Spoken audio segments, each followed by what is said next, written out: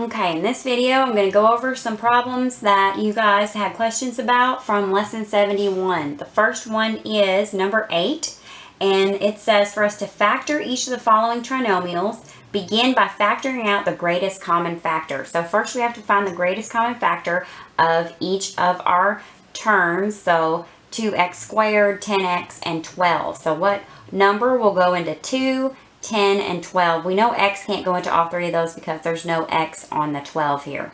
So if we look at it, a factor that is common between 2, 10, and 12 is 2.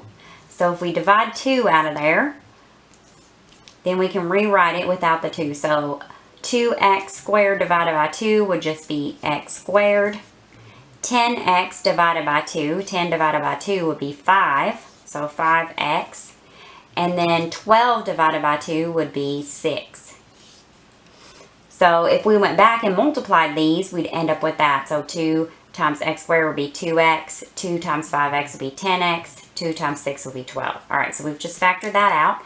Now we're going to rewrite it down here with 2 parentheses, and now we have to just factor this trinomial. So we know x is going to come first on both of these because x times x is x squared. Now we need a number that multiplies. We need 2 factors that multiply together to get 6 and add together to get 5. And the factors of 6 are 6 and 1. That would get us 6, but over here when we added them, we would get 7, so that won't work. And then there's 2 and 3. So if we added together 2 plus 3, we would get 5. If we multiply them together, 2 times 3, we would get 6. So it's plus 2 and plus 3.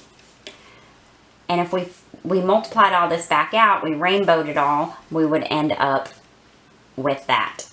All right, so this is the answer. 2 times x plus 2 times x plus 3. All right, that is number 8. The next one I'm going to do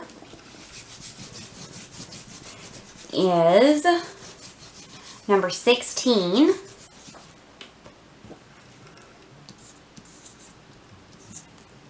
And number 16 is first rearrange in descending order of the variable and then factor. So the first one here says x squared minus 10 minus 3x. So when it says first rearrange in descending order of the variable, that means they mixed all these up. We want our squared to come first, then our x, and then no variable. So we're going to start with x squared minus 3x minus 10. Now we just have to factor that, so we're going to put our parentheses down on the bottom. And then we know the first term on both of these is x, because x times x makes x squared. Now we need 2 numbers that when we multiply them, we get negative 10. And when we add them, we get negative 3. All right, so the factors of 10, 1, and 10, that wouldn't work, because you would get positive 9 or negative 9. 2 and 5. Now, if we had negative 5 and positive 2, and we added those together, we would end up with negative 3. So that's the answer, plus 2 minus 5. So the answer to number 16 is x plus 2 times x minus 5.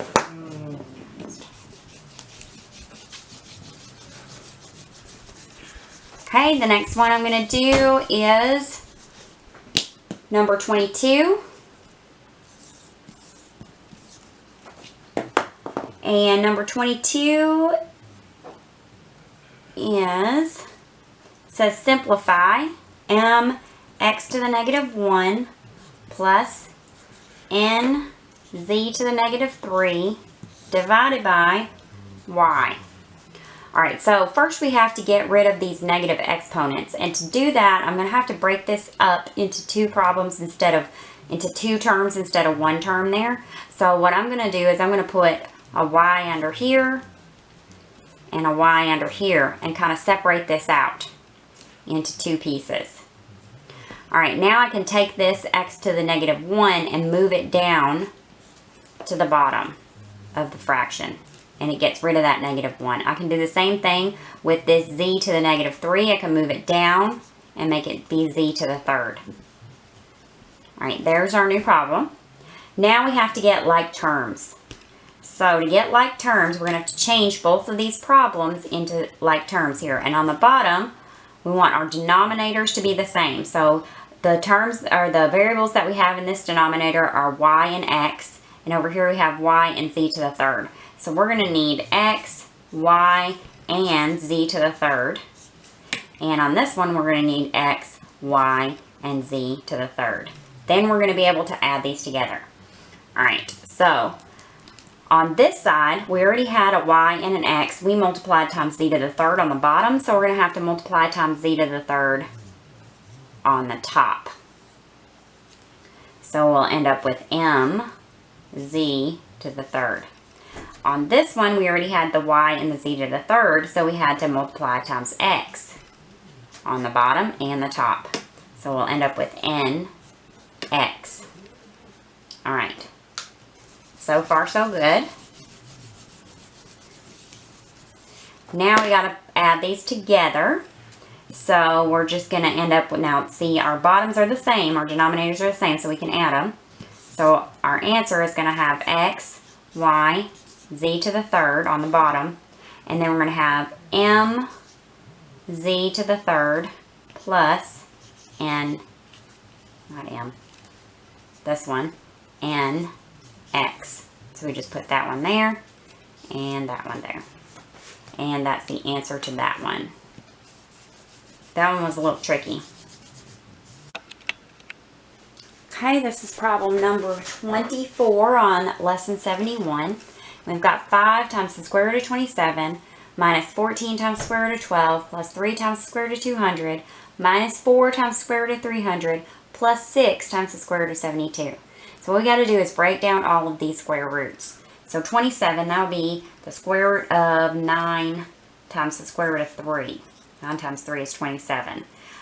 We know what the square root of 9 is. That's 3. So we're going to have to multiply that 3 times that 5. 3 times 5 is 15. And then we're left with the square root of 3. Okay. On this one, we're going to do the same thing. Let's see. Factors are 12. 3 times 4. And we know the square root of 4 is 2. So we're going to say, multiply that times that 14, and we'll get negative 28 times the square root of, we're left with this 3 right here.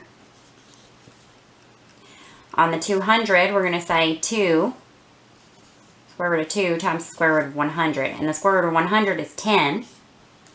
So we're going to multiply this 3 times 10, which would be 30. And we're left with the square root of 2. This 300, we're going to do that one as the square root of 3 times the square root of 100. And the square root of 100 is 10, so we're going to do that negative 4 times 10, which would be negative 40 times the square root of 3. Left with the 3. And then 72. 9 times 8 is 72. We know the square root of 9 is 3, so 6 times 3. And then 8 can break down into 4 times 2, and the square root of 4 is 2, so 2 times 3, which would be 6. 6 times 6 is 36, so that would be plus 36 times the square root of 2. Alright, now we got to put like terms together. So we're going to treat each one of these square root boxes like a like term. So here we've got square root of 3, that one square root of 3, that one square root of 3. So we got 15 minus 28 minus 40. So I'm going to put my negatives together first. Negative 28 and negative 40 would be negative 68 plus 15. So minus 15, 3, 53. I'm going to end up with negative 53 times the square root of 3. So I've used up all of these ones that are times the square root of 3. Now this one is square root of 2, and this one's square root of 2, so they're like terms. So 30 plus 36 would be positive 66 times the square root of 2. And that's the answer right there. Negative 53 times the square root of 3 plus 66 times the square root of 2. All right, next one I'm going to do is number 28.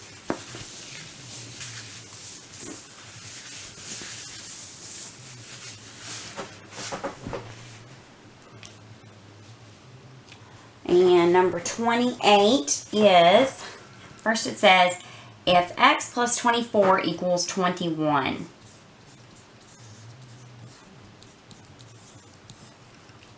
Then, okay, so if x plus 24 equals 21, evaluate x squared minus 9x squared minus 4 minus the absolute value of negative x plus x to the 0.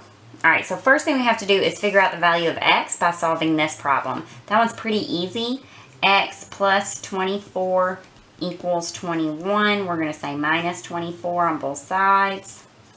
And we're going to come up with x equals negative 3. Alright, so now that we know that x equals negative 3, we're going to plug in negative 3 into all these slots here, wherever we see an x, and then we're going to solve. Alright, so right here we're going to have negative 3 squared. Now, since there's parentheses here, we have to put our x into parentheses when we substitute the value. We can't cover up that negative 3. So it's negative 3 times negative 3. And we're going to end up with positive 9. So that first one is positive 9. Alright. For this one, negative 9 times x, and that was to the negative squared, to the negative squared, what we're going to have to do is move this x to the negative squared to the bottom of a fraction. So we're going to have to put it 1 over x squared. And we're multiplying that times negative 9. So we're going to put negative 9 over 1. Alright, so what is x squared? That would be negative 3 times negative 3, which would be positive 9. So x squared equals positive 9. Now, if we multiply this out, we end up with negative 9 over 9, which is the same thing as negative 1. So all of that equals negative 1. Okay, now this negative 4, we're just going to bring it up here. Okay, minus the absolute value of negative x. Well, negative x will be negative 3. These would cancel each other. It would just be 3. Anything inside the absolute value sign just has to be no negatives on there anyway. So that's just going to be 3. So we have minus 3. Because this negative sign is still on the outside of that absolute value. So we'd have to bring that up. Alright, and then x to the 0 would just be 1. So plus 1. Alright, that's what we've got so far. Now, I like to put all my negatives together first. Negative 1, negative 4, negative 3 is going to be negative 8. And then 9 plus 1 is 10. Minus 8 equals 2. And the answer is 2. Alright, hope that helped.